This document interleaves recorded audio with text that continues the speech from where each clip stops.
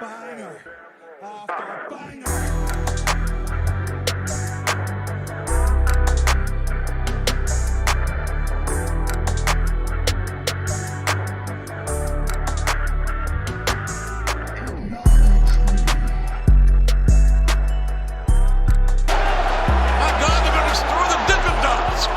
What's going on, guys? It's your boy Big Hero Chris back at you with another one. If you're new to the channel, go ahead and subscribe, give me a thumbs up, ring the notification bell, hit me up on Twitter, TikTok, the community post. You already know the vibes, you already know how we get down. And it's Friday, which means it's time for a Friday Night Smackdown review. And listen, it was announced that the Endeavor deal went through, and Ari Emanuel said, listen, Triple H is the guy, he's in charge of the creative, and you can definitely tell the difference between a Triple H show where he can just cook by himself versus a Triple H show where he's cooking, but you got Vince McMahon kind of creeping and peeping over his shoulder, like saying, hey, don't put this person in, put this person in, and do this and do that and do that. You can definitely tell the difference, and this was definitely a Triple H show. We didn't have Roman Reigns, we didn't have the Tribal Chief, we didn't have the head of the table. We had a special counsel, the Wise Man, there to kick off the show. He announced it, man. He made it official that at Crown Jewel is going to be LA Knight taking on Roman Reigns for the Undisputed Universal Championship. And you really got to think, like, this time last year, LA Knight was Max Dupree, and he was in charge of the Maximum Male models. And now you fast forward a year later, and this man is fighting Roman Reigns for the WWE Championship in Saudi Arabia in the main event. So as Paul Heyman's talking, LA Knight comes out, he interrupts, and he gets in Paul Heyman's face, and he says, listen, man, I know your boy's not here, but he's going to be here next week for the contract signing, you know. And he hypes up the main event for Crown Jewel. He hypes up the contract signing, and even though I'm pretty sure LA Knight's not going to win, I'm still excited for the match. I'm still excited to see the contracts. I'm still excited to see them go face-to-face one more time before Crown Jewel next week. So it's going to be lit, man. And after this, we had our first match of the night between Montez Ford and Santos Escobar representing the LWO. And this was a pretty fine match. It was fine. It wasn't nothing that's going to blow your socks off. It's not anything that's going to be a 5-star rated match in the Tokyo Dome, brother. But it was fun nonetheless. You got the crowd involved. You got the crowd hype. And more importantly than that, you had really established Montez Ford as a cocky heel, man. And I was kind of, hesitant at first as Montez and Angelo Dawkins turning heel, but you're seeing them, execute some heel tendencies. They came out with their interest. They didn't have the red Solos cups, falling from the sky like they normally do. So that heel turn is coming around slowly but surely. Montez Ford won with the most devastating move in all sports entertainment, the surprise roll up, handful of tights, 1, 2, 3. And after the match, man, the Street Profits put the beat down on the LWO, and Carlito comes out.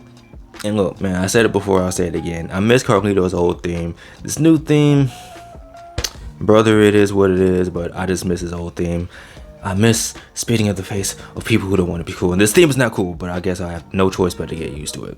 And then after this, you had a backstage segment with the LWO and Rey Mysterio, pretty much setting with the face-to-face between Rey and Logan Paul. So, there's that. And then after this, yes, boy, you had Pretty Deadly pull up, man. They were, getting the spa treatment after their hard-fought victory last week after the Brawling Brutes, after their Elton Prince made his spectacular, triumphant return to the ring, you know what I'm saying? They're getting the spa treatment, but they were attacked by these criminals, the Brawling Brutes, these thugs, these hooligans that attacked them. And then they went to go get a fight after this. So, I guess we're getting a match between the Brawling Brutes and Pretty Deadly, but I ain't too mad at it. So after this, we had a segment from the Bloodline. Yeah, Jim Uso, the shot caller, pull up. He's talking to the OG, the Wise Man, and his brother Solo, who never shakes his hand at all. That's kind of rude. That's your big brother, but it is what it is. And Jimmy's pretty much hyping up the fact that he caused his own brother Jay again. He screwed his own brother Jay again. Cost him and Cody the tag team championships. The Judgment Day are once again tag team champions. And you got Jimmy, acting a fool, not being serious, but he's hilarious. I'm really liking this new character from Jimmy Uso. It's pretty hilarious. And somehow, some way, Paul Heyman pointed at the TV screen right before John Cena pulled up, as if he knew John Cena was coming, and then he had John Cena make his way out to the ring. And he almost got me. John, you almost got me, you son of a gun. He teased the word retirement. I'm like, man, we can't have two retirement teases in a week. You already had Sting announcing his retirement for next year. I couldn't deal with if John Cena did the same thing. But it's one of those things where it's like, well, call the ambulance, but not for me. I still got it. I still got one more left in me. I got more in the tank. And the crowd chanting, you still got it. And they're all crying and saying, thank you, John, and blah, blah, blah. And John Cena's hyped up. He's feeling himself. And like, listen, I still got it. Whoever comes down to this ring is going to get this work. You're going to get the beat down put on you. And of all people to come out, it was Solo Sikoa. And, made his way to talk to John Cena, to put his thumb in John Cena's face. But he wasn't having it. They fight for a little bit. But then you have Jimmy Uso come out of nowhere. And they're getting the beat down on John Cena. But then, you have Jey Uso come out, and he pulls his brother out the ring, and he starts beating him up. He starts beating him down, and the crowd's popping for Jey Uso. They're like, Jey, we love you, Jey, and your funny looking haircut. And they're fighting, and they're punching him and carrying on, man. And I don't know if it's gonna be John Cena versus Solo Sikoa or Jimmy Uso. But either way, man, I'm happy to see John Cena still wrestling. And it looks like we're getting a little bit closer and closer to brother versus brother, twin versus twin, Uso versus Uso, Jimmy versus Jey. I don't know if it's going to happen at Survivor Series. I don't know if it's going to happen at Crown Jewel. I don't know if it's going to happen at the Royal Rumble. I don't know if it's going to happen at No Way Out. I don't know if it's going to happen at Backlash, at WrestleMania Backlash, or WrestleMania Raw, or WrestleMania Smackdown. I don't know what's going to happen. But it's coming soon. Get ready. Then you had a little pre-tape segment from Alba Fire and Isla Dawn. They're saying, look, the curse is real, the curse is strong, and we're coming back for those WWE Women's Tag Team Championships. So I'm like, all right, cool. Finally, we have, a legit tag team coming up, pulling up the challenge for those tag team titles. So it's all good with me. Something else that was all good with me, you had Adam Pearce and Jey Uso talking to the new general manager of SmackDown. So it's pretty much setting up Nick Aldis as the authority figure, saying like, look, and they might even be teasing a little brand supremacy type deal, something we haven't really seen since Eric Bischoff and Teddy Long, or like Shane McMahon and Danny Bryan when they were general managers and whatever. So I ain't mad at it. Might even be setting up something for Survivor Series. Who knows? We'll see how this goes, man. I'm really digging Nick Aldis as the general manager of SmackDown so far. After this, we had Logan Paul call out Rey Mysterio. He pretty much put over the fact that he beat Dylan Danis in probably one of the worst fights I've ever seen in my entire life.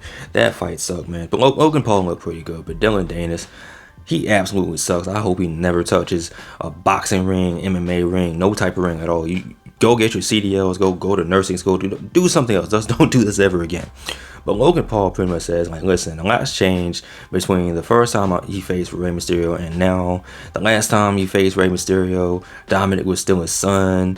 Roman Reigns is wrestling on a regular basis, you know what I mean? I'm like, okay, I see you, Logan Paul. And he pretty much says, like, I'm not here for Rey Mysterio. I'm not here for the respect. I'm here for that United States Championship. And Rey Mysterio comes out and he says, listen, if you want this so bad, you got it. At Crown Jewel, it's going to be Rey Mysterio. It's going to be Logan Paul. It's going to be for the United States Championship.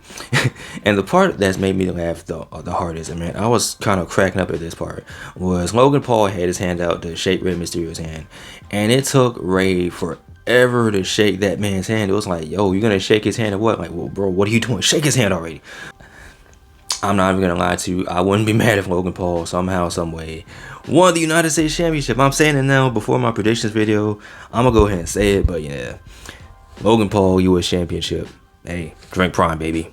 So after this, we had a tag team match between A-Town Down Under and the team of Cameron Grimes and Dragon Lee. And it's cool to see Dragon Lee, popping up on the main roster. Cameron Grimes is here too, good for him. But, Austin Theory and Grayson Waller got the win. It was a pretty short match, but it was fun. And I'm really digging these two as a tag team. And if somewhere in the future, Austin Theory and Grayson Waller won the tag team championships, I wouldn't be too mad at it, man.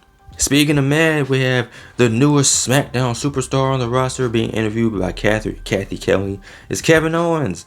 He's pretty much saying that he wasn't overly thrilled about being broken up from Sami Zayn, but he is happy to be on SmackDown because you have new opportunities. Of course, you're going to run into the Bloodline, but he's never wrestled Sheamus. He's listing off all these people he's never wrestled before, and he said that he just wants to punch people in the face like Austin Theory and Grayson Waller. So They didn't drop those two names for no reason, so I'm pretty sure that's gonna be the feud going forward. Kevin Owens versus either Austin Theory or Grayson Waller. So it is what it is, man. But it's good to see Kevin Owens doing something else, and we get to see Kevin Owens being the single star once again, along with Sami Zayn. So I ain't too mad at it. And speaking of something else I ain't too mad at, we had the main event for the WWE Women's Championship. We had Charlotte Flair challenging Io Sky for that championship. And a lot of people were nervous, man. We were all praying. We all touched and agreed that, listen, we don't want this. We don't want Charlotte to win. And surprise, surprise, she didn't, you know. Damage Control was causing distraction, of course, but they're healed, so, you know, that comes with the territory. But Io Sky actually won and beat Charlotte Flair. And I was like, yes, thank you, God. Thank you, SpongeBob. Thank you, Allah. Everything is right with the world. And then after the match, you had Damage Control beating up Charlotte Flair. But then you had the return of Bianca Belair. And I was like, yes, I love Bianca. I love me some Bianca. So you had, you know, Bianca pull up to even up the odds. And I don't know if it's teasing a tag team between Charlotte and Bianca or it's teasing a match.